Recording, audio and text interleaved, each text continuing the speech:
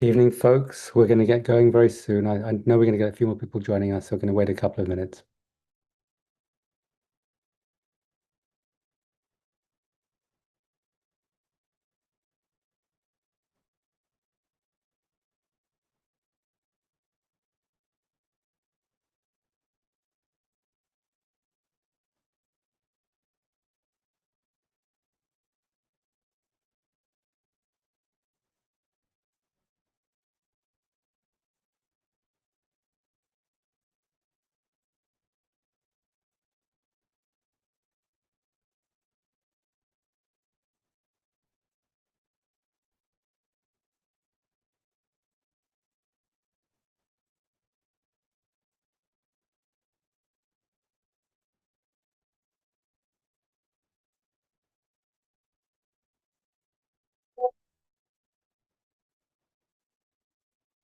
So let's get going.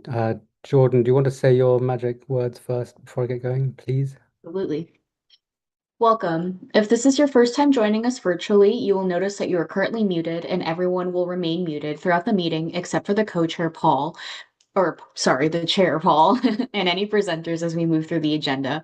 As we move through the agenda, the chair will call on members of the public wishing to speak. You can participate by pressing the raise hand button on the bottom of your screen, not the waves or thumbs up, as those will disappear.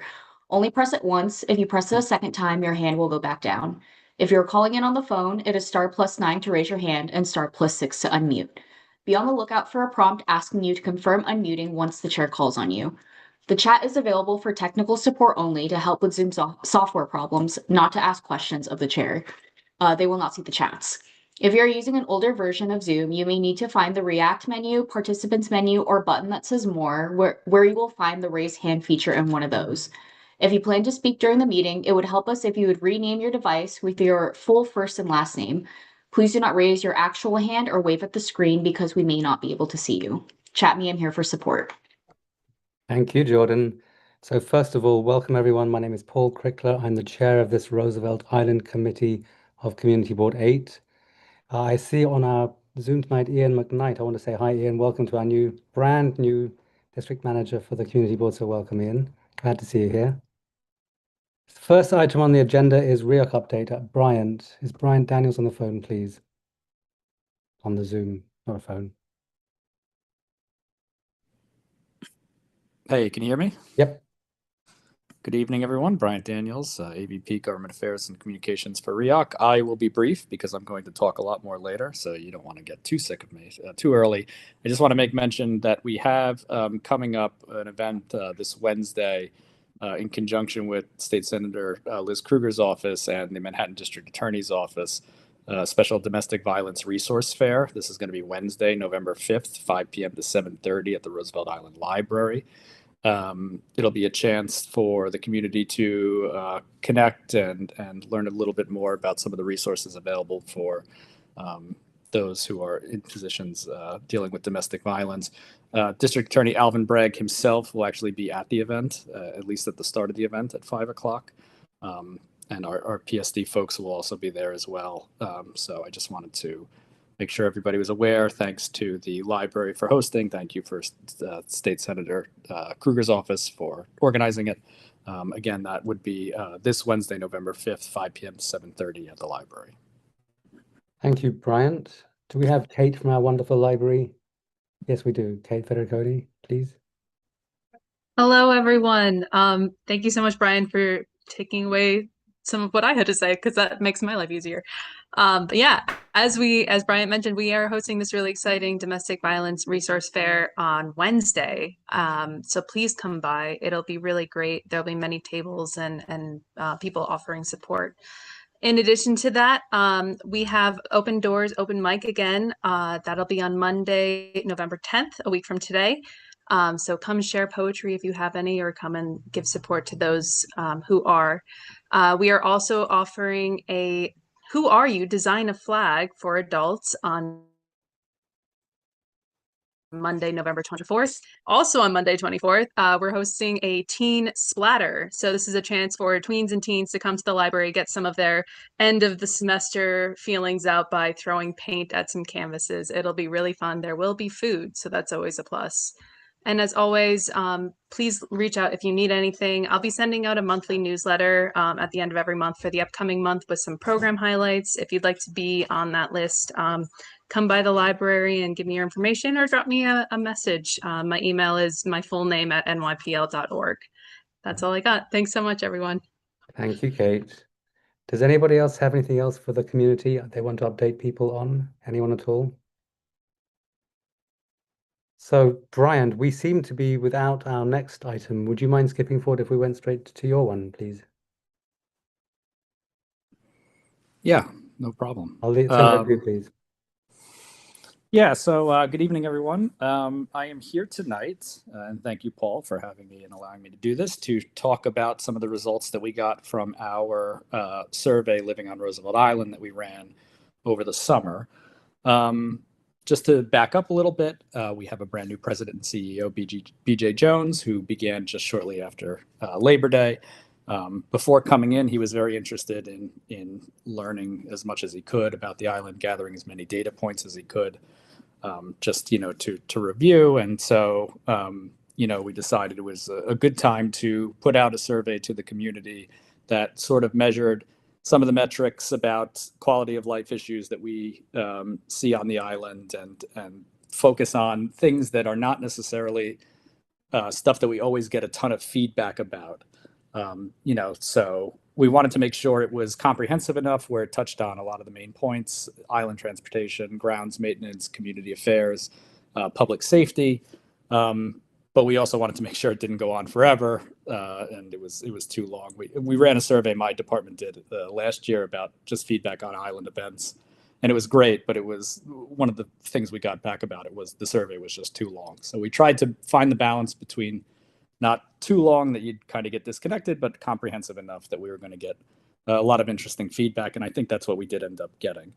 So I know I sent it in, Paul, to share with you guys. I don't know if you guys are capable of sharing the deck. Yeah. That would be great. Brian, do you want me to just share the deck that you emailed over, and then just let me know when you need me to switch slides? Perfect. That's great. And I'm also going to drop in the chat.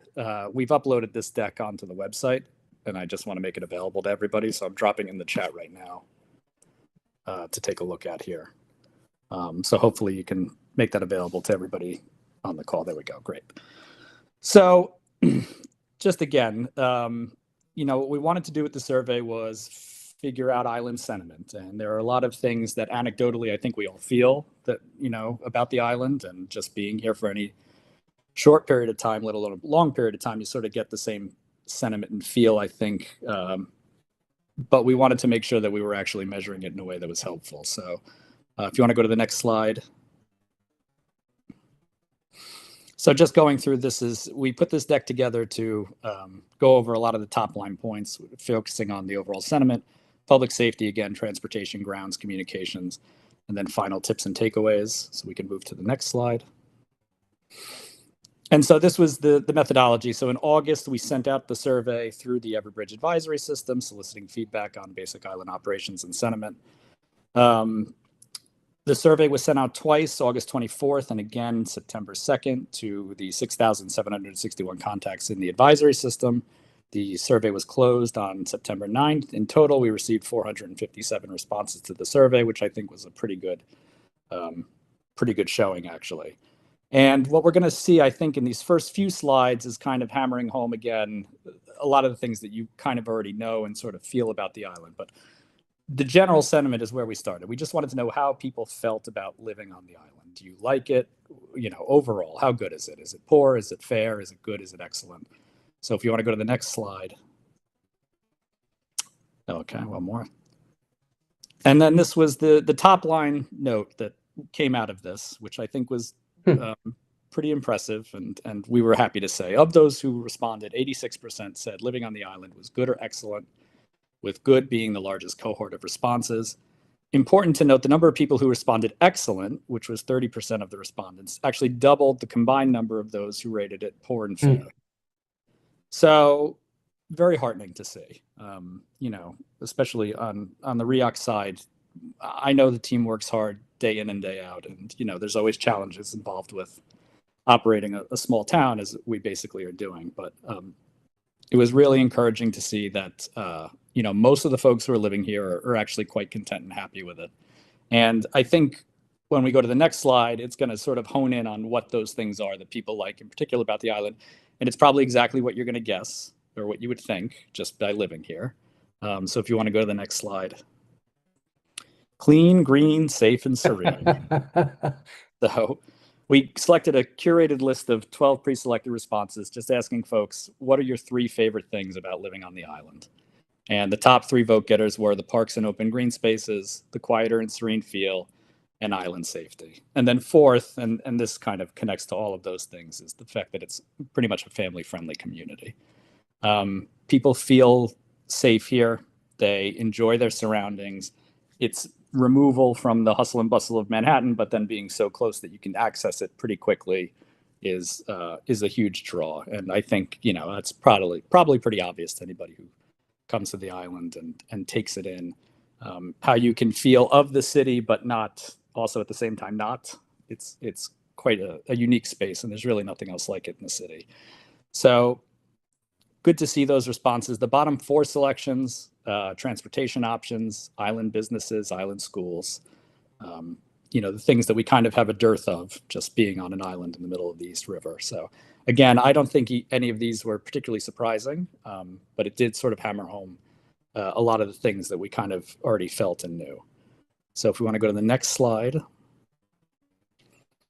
And this was, we asked this a couple of times throughout the survey, just sort of opportunities of where things can improve and what you'd like to see a little more of. And at the end of the deck, we really kind of sum it all up. But, for the early part of it, it was, what are some of the things that we'd like to see added here? What could we, do a little better? Better retail options, more reliable transportation options, and more community spaces for kids and adults. Anything you see here in terms of these types of responses and the quotes are things that popped up more than once in the survey results. Some things we got a lot of, some things we didn't get so much of. I do want to note one thing. There was some question about the survey perhaps not honing in enough on the tram. What we tried to do with the survey was get feedback about things that we don't usually get too much feedback on, and we get a ton of feedback on the tram. So obviously it's going to come up in this one way or the other because we left a lot of questions open-ended, and transportation was a bugaboo that was mentioned a few times. But by and large, we wanted to sort of measure some of these other things that we don't always get so much feedback on. So if we go to the next slide. Okay, public safety. So again, going back to how safe people feel on the island, we asked respondents, how safe do you feel? Ranging from very safe to very unsafe. 81% of the respondents said they either felt very safe or somewhat safe. 11% had just sort of a neutral feel of it. And only a combined 8% said they felt somewhat unsafe or very unsafe. So encouraging numbers for our PSD department. And these numbers really kind of support a lot of what we already know about, crime on the island. And if you could just go to the next slide.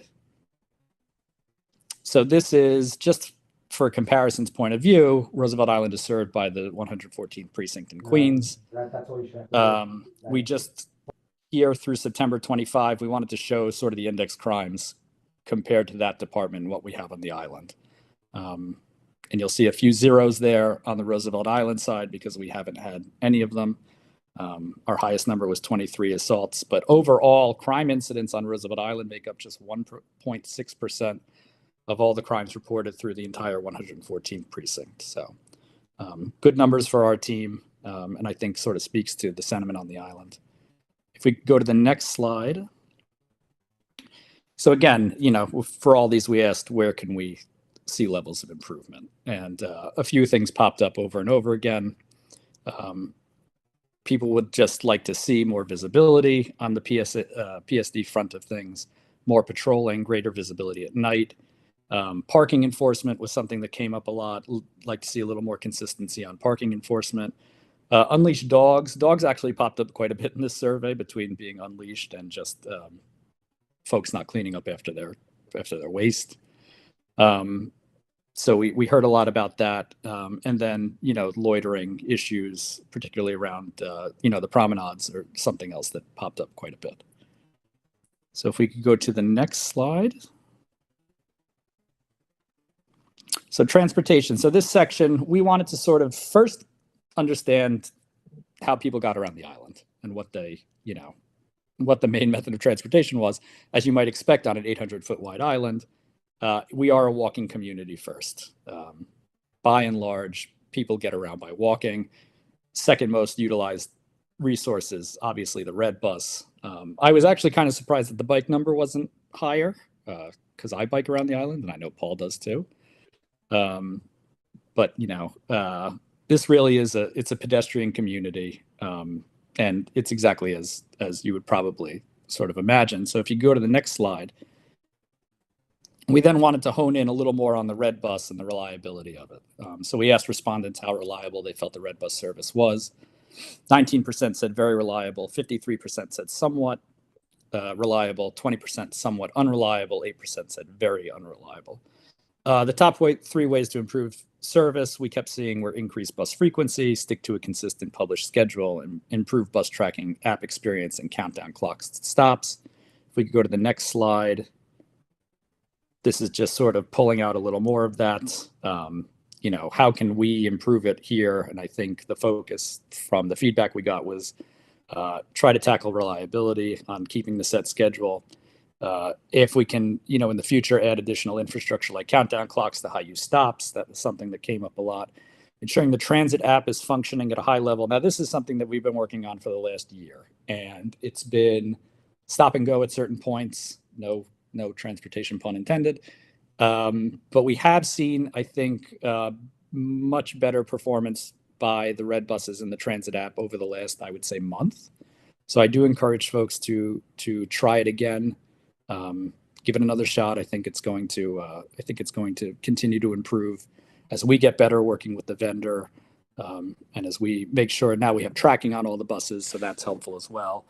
And then I said, the final point, let the data sort of help guide our decision making.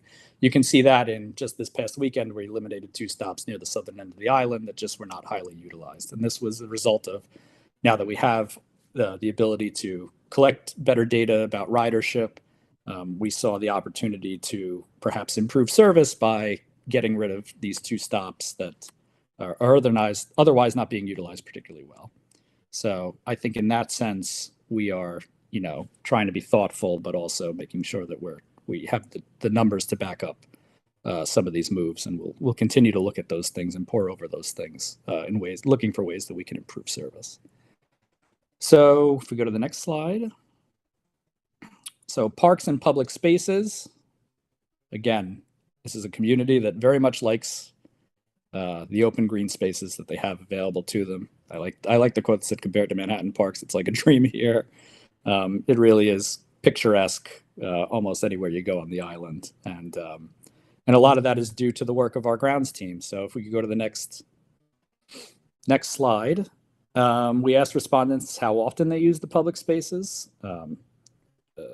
Pretty high numbers said all the time or often.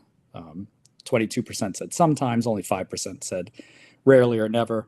I think it stands to reason if you're living on Roosevelt Island, part of the appeal of that is all of our green spaces and our parks. And so that's why I think a lot of people want to come here, and it's a huge differentiator between us and the rest of the city communities. And if we could go to the next slide, we asked about cleanliness of the island. And so on a scale of 1 to 5, 5 being the best, how would you rate the maintenance and cleanliness of the island? 74% rated it either a 4 or a 5, with 44% being the largest cohort at a 4. 21% gave the island a 3, and only 8% gave the island a 1 or 2. And if we could just go to the next slide, then what can improve? And so this is going back to dogs. We got a lot of feedback about dog ownership and dog owners not cleaning up after their dogs. That seems to be a problem. Overflowing garbage cans, particularly on weekends and holidays, were cited quite often. Goose and other animal wastes was another problem that we are going to encounter here. I don't know what to do about the geese per se, but that's something that popped up a lot. And then people would like to see more recycling bins. And so actually, as we go through this deck, you'll probably hear me talking about some things that are kind of already in the pipeline and already in the works. We actually just ordered and received a bunch of new blue cast iron recycling bins that we're going to start putting out on the island in the next couple of weeks to go along with the red cast iron garbage cans that we have. So brand new recycling receptacles that are going to be going out soon. So keep an eye out for that. But it's nice that, that was something we had been talking about doing for a while. It synced up really well with the feedback from the survey. And so our grounds guys were able to make that happen. And so that's, something that we think is going to also help improve island cleanliness. And, obviously separating the recycling from the trash is an important environmental factor that we want to, engage more into. So we can go to the next slide. Communications, community affairs. So this was particularly important to me and my department. Just asking folks how informed they felt about REOC and their initiatives. 66% said very or fairly informed, fairly being the largest number. 27% saying a little informed, 7% say not at all informed. So some work to do there. If we could go to the next slide. We asked, how do you like to receive your information from REOC? Because this comes up a lot too. We utilize a lot of different channels and networks, and what do people want? And the top response, 33% of voters said they preferred method of hearing from us is email. Text message came in the second highest total at 19%. Signage around the island, 12%. What we were surprised by was actually the building management. 10% of the respondents would like to see more coming out of building management, and then only social media received 9%, tied with the REOC newsletter, and the board meetings have their lowest share of things. So a couple things on that end. We've already kind of started to try to improve on this a little bit as well. You may have noticed the REOC newsletter, the last two newsletters, we've been working with a new email format for it. We're trying to sort of meet folks where they want to be met. The Everbridge system is fine, but we kind of made it this all-encompassing communication tool when it's really designed for emergency use. I mean, that's why we have it, in case there was something that had to go out immediately, via text and email. That's what the system's designed to do. It was turned into this, catch-all, every type of communication, every initiative we were putting out through that. So it's a very limited system in terms of design and functionality. So we tried to migrate some of the communications over to a new email tool. We're seeing some good results on that so far, good open rates. More email communications in that end is something we're going to be focusing on as well.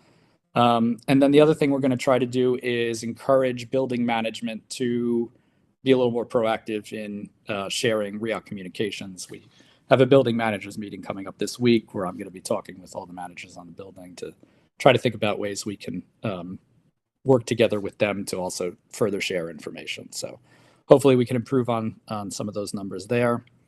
Next slide. Constituent service and Brightly. So we asked about the constituent service department and the Brightly system, the Brightly ticket system that folks can use to put in, requests from REOC. Most of the respondents to the survey had not engaged with the Brightly system or the constituent service department. I think part of that is awareness. I think the other part of it, though, is that, by and large, people are fairly content with a lot of island operations. And so maybe they haven't saw a need to sort these tools out yet. But we did ask about them. The effectiveness of the department, particularly the constituent service one, really kind of ran the gamut. I think a lot of that has to do with the fact that sometimes folks have a lot of great ideas that we can't necessarily execute on, and they can come to the constituent service department and offer it. But if it's sort of a longer tail project and it's not something that we can sort of immediately address, then obviously we're not going to necessarily have the results that are available and easily enjoyed by the community. But I still think that we can probably do better here making sure that the interactions we have are good, making sure that we're engaging quickly and trying to execute quickly where we can. So if we go to the next slide. Those who have interacted with REOC staff, we also just asked about how that experience was. Again, that was kind of diffuse in the response rates. You know, I think that it depends on who you're talking to from the REOC staff. You know, some folks are forward facing and community affairs minded. But you know, if somebody has a bad interaction with somebody, that's something that we want to make sure that we're addressing as well.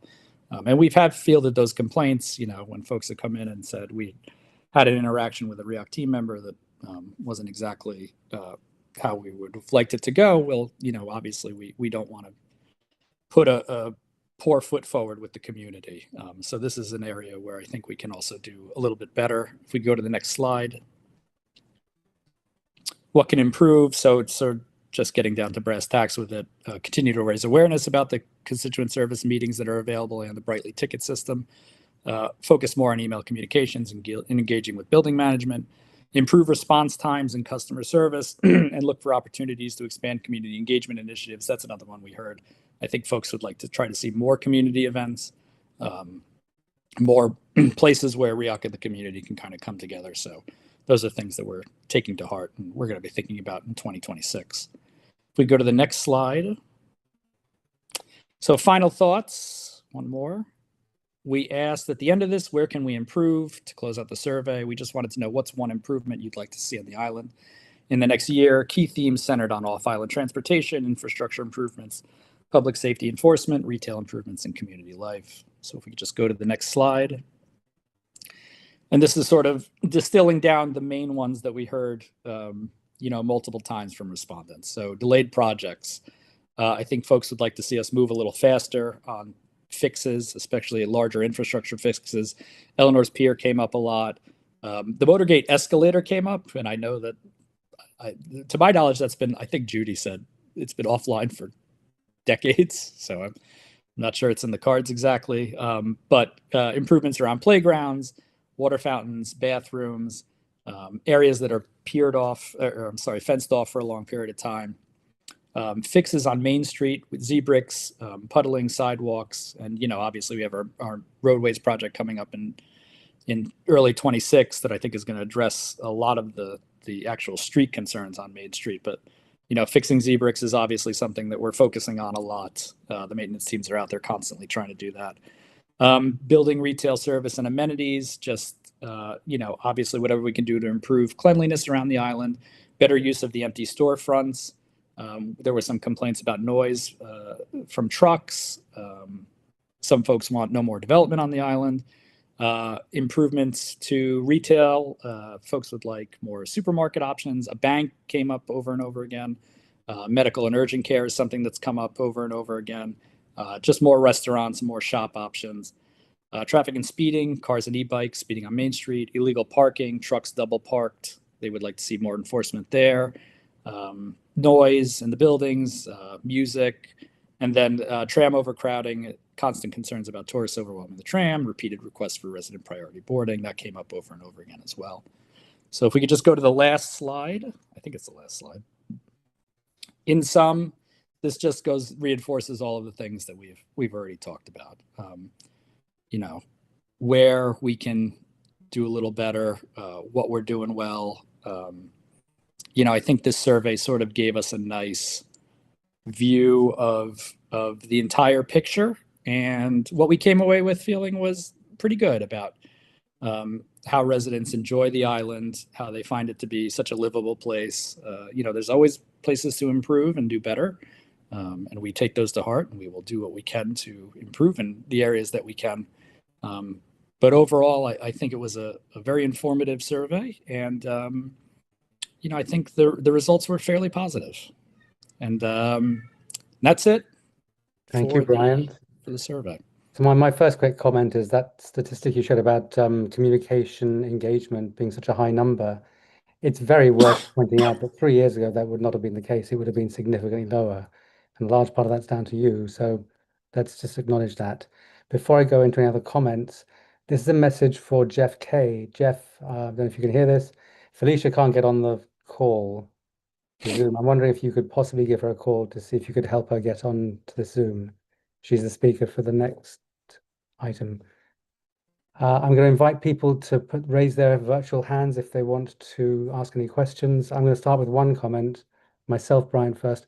On the tracker, I think that what we've reached with the tracker now is that, like, if most people like me on this front, I think, you look at your phone when you get to the bus stop and you think, oh, it doesn't really work always. It's kind of inconsistent, and you hope it works. And then when it does, it gives you false hope that it'll work the next time. So my point being, I think until it's actually fixed for good, as in you've got everything tracked, I think you should withdraw the service and put a message out to the community saying, we know it's being inconsistent. We're going to take steps to fix it. When we've got it fixed and ready, that it's 100% both tracking and the software working, and you've tested it on 50 people as well, then you can relaunch it working. Because I think until then, every time people get a message saying, oh, it's getting a bit better, it just doesn't matter. It either works or doesn't work, and you don't bother looking at it. You don't look at it thinking there's a chance it's going to work well, and it's a better chance, because that doesn't help you. If I'm waiting there, if the bus is going to come in 2 minutes or 13 minutes, makes a difference. So I would encourage you just to withdraw it, tell the world why you're doing that, and then get it absolutely ready or working. I'll stop repeating myself. I will take the feedback back Thank you. internally. Can we please go to Frank and then Judy? Hi, Frank Ferentz. Thank you, Brian, for a fantastic presentation, and good job on your survey. So I wanted to talk a little bit more about also the red bus too. So REAC has added the stop at Kohler, which is I think during the rush hour, and I think that's a good idea. I'm in favor of that. The problem with that is that in fact adds two stops, because before the Octagon was the last stop. It was both a departure arrival stop. Now you have a departure stop at Octagon, you have Kohler, and then you have an arrival stop at Octagon on the way back. And what that does is that brings the overall bus route time to go the whole length of the island beyond 30 minutes. And then what you will see is the buses bunching because they can't keep up with the schedule, even with the removal of those two stops on the southern end. And so the solution to that problem, since you can't fix, it now goes beyond 30 minutes, is the solution is instead to add another bus. So if you have 37.5 minutes, I'm picking an actual number, that the buses could, assume as they're scheduled during rush hour, dividing that by 5 would then give you a bus every 7.5 minutes, which is the current schedule. So rather than making the buses go faster, assume the schedule takes longer during rush hour and fix that with an extra bus. And this way you're able to maintain the expected schedule, which is twice every 7.5 minutes. And so I'll follow up with you offline, but the reliability of the schedule is really important. Having a bus arrive 3 minutes before the quarter hour. So I'm in at the 543 stop right by the church here, and seeing it go southbound, and that bus has got to be reliable because you're catching something else and you've just missed it for 15 minutes. And then you see 2 buses back to back or 3 buses back to back. That should not happen at all, but I'll follow up with you. I think there's ways to improve upon that, but just think out of the box. Maybe it's keep the service, but add another bus. Thank you. Thanks, Frank. And let me just mention to that point very quickly, we are also in the process of procuring another hybrid bus for the fleet. So, I hear what you're saying, and we know we still have work to do to further improve the state of the fleet. And it's come a long way since last year, but we're still getting there. So thanks, Frank. Thanks for listening. Thank you, Frank. Judy, please. So good to be back on the island after working early voting on 102nd Street and Amsterdam Avenue. Boy, are we lucky to live on Roosevelt Island, I'll tell you. The thing is, why does every bus have to go to South Point Park? There's no one going, very, very, very few people going down rush hour. Why don't we have half the buses at the tram turnaround or at North Loop Road? Because there's maybe only one or two people get on and get off down there. If we only had like two buses going down there and the other buses doing the Kohler run, I think it's much more productive because it's a long route. It takes at least 5 minutes to go around, and no one gets on or off. I mean, there are maybe one or two people. So, people going to the pool could get off and walk the extra few feet. Really, it's a waste of time for the drivers to go all the way down to South Point Park. If the two buses want to go down and the others come back, it's fine. But I think it's really a waste. I mean, during the day it's different because I know you're going to install some benches at the South Point Park bus stop. That's weird. You're desperately needed. Other than that, everything is good. I'm glad to be back on the island, and I encourage everyone to come vote tomorrow at PS 217. 6 a.m. on, and I'm looking forward to leaving my house at 4:30 in the morning. With that news, I will sign off. Thank you, Take care. Judy. Thanks. Anybody else have any questions, comments? I have one last quick thing. So the last thing I'll mention is that a lot of people have been asking me about the weed shop or proposed weed shop, 520 Main Street. I don't know what the state of the lease or potential lease is, but for those who are asking about where is the best place to go and make my voice heard, either way, in support or against, the correct place to go is Monday on November 10th at the Street Life, at the Street Life Committee of this Community Board 8. So if you go to the website, maybe Jordan, if you could just pop in the invite to the chat for folks, please. Thank you so much. Rick. Yeah. Good evening, Rick. Hi, Brian, I'm just wondering, what actions will RIAC take to effectuate some of these recommendations in the survey? Well, we've already started. As I mentioned, as I was going through, the places where we see that we can make sort of an obvious move quickly, we've already tried to do that. The recycling bins, our communication tools. We are looking for ways to improve reliability on the red bus service. I think it's going to be a lot of sort of just larger conversations about where we can move fast, where we can, make the most effective changes as quickly as possible. It's, sometimes it's easier to do than other points in time. But some of these things are also just longer tail projects. Thinking about, redesigns in different places and improving retail, stuff like that. Obviously, there's only so much the corporation itself can do on that. But, I think we are going to see where we can make the most positive change quickly. And for the other things that need a little more time and a little more thought, I think we're all pretty committed to doing it, and gaining more feedback and response from the community is always helpful. So I think that's kind of the approach, is to be thoughtful about it, and obviously at the end of the day, try to do what's best for the community. Thank you, Brian. Anybody else have any questions or comments? Almost a record-breaking 39 minutes. Well done, everyone. I give you back the rest of your Monday evening. Thank you for coming.